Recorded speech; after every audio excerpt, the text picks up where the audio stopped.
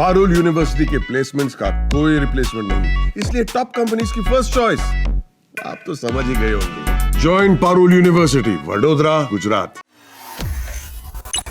रूस यूक्रेन जंग को रुकवाने के लिए अमेरिका मध्यस्थता करता हुआ नजर आ रहा है और खबर यह है कि ट्रंप ने 2 घंटे कल रूसी राष्ट्रपति पुतिन से फोन पर बात की और इस जंग को रुकवाने की हर कोशिश वो करते हुए नजर आए। उसके बाद यूक्रेनी राष्ट्रपति ज़ेलेंस्की से भी बात की। हालांकि ज़ेलेंस्की ने कहा कि रूस अपनी तरफ से एक पूरे प्लान को तैयार करके हमारे सामने रखे, उसके बाद हम देखते हैं। हालांकि पुतिन बार बार ये कह चुके हैं कि नाटो जाने की जिद अगर यूक्रेन छोड़ता है तो उसके बाद ही सीज़फायर पर बात बन सकती है।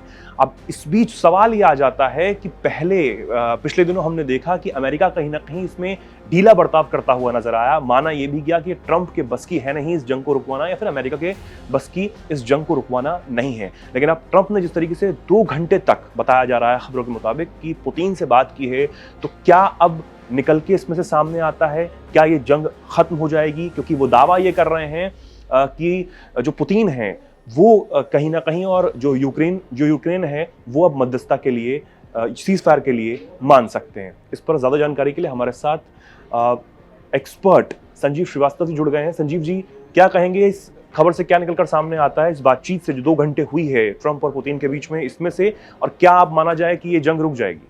राष्ट्रपति डोनाल्ड ट्रंप ने इस वार्ता के संदर्भ में अपने social media handle truth social के माध्यम से ये कहा कि ये वार्ता एक्सीलेंट रही, उत्तम रही, और उन्होंने इस बात को भी कहा कि इस वार्ता के बाद अब रशिया और यूक्रेन सीधे कन्वर्सेशन को तुरंत ही आरंभ करेंगे।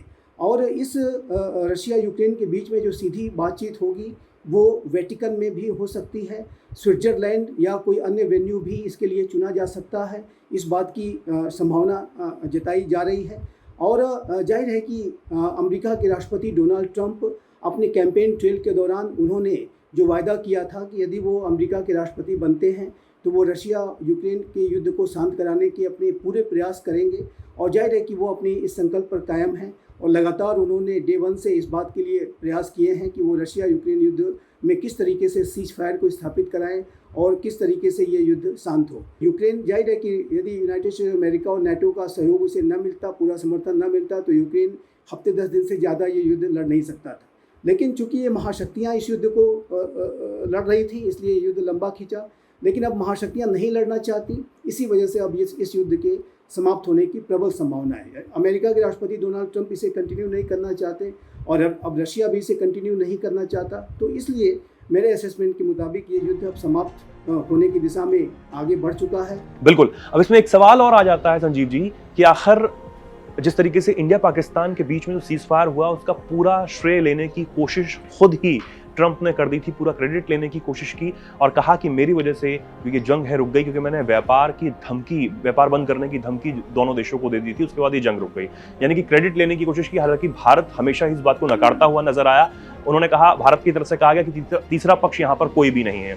अब क्या माना जाए कि रूस और यूक्रेन के बीच में अगर जंग रुकती है तो इसको लेकर भी पूरा क्रेडिट ट्रंप ही लेना चाहेंगे, उसी होड़ में लगे हुए हैं? इसमें कोई दो राय नहीं है कि यदि रशिया और यूक्रेन के बीच में कोई सीज फायर स्थापित होता है और कोई शांति डील हो जाती है तो इसका जो सबसे बड़ा credit United states of America के राष्ट्रपति डोनाल्ड ट्रंप लेने की कोशिश करेंगे।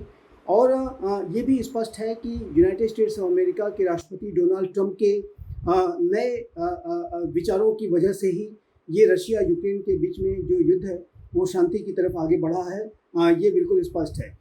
बाइडेन एडमिनिस्ट्रेशन के कार्यकाल तक रशिया यूक्रेन आपस में बात करने के संदर्भ में किसी भी तरीके का कोई मूव नहीं ले रहे थे और यूनाइटेड स्टेट्स ऑफ अमेरिका का बाइडेन एडमिनिस्ट्रेशन भी यूक्रेन को लगातार अपनी पूरी सैनिक और आर्थिक मदद दे रहा था और बातचीत की संभावना नहीं दिखाई दे रही थी। लेकिन ये राष्ट्रपति डोनाल्ड ट्रंप के नए विचारों का, नए इनिशिएटिव का ही परिणाम है कि आज रशिया और यूक्रेन अब सीधी बातचीत करने जा रहे हैं। बिल्कुल। अब देखने वाली बात होगी कि ये जंग कब तक रुकती है, क्योंकि ट्रंप ये दावा कर रहे हैं कि अब जो फोन कॉल पर बात उनकी हुई है उसके बाद दोनों देश सीज़फायर के लिए मान सकते हैं और ये जंग जल्द ही रुक सकती है। देखने वाली बात होगी कि ये जंग रुकती है या फिर नहीं।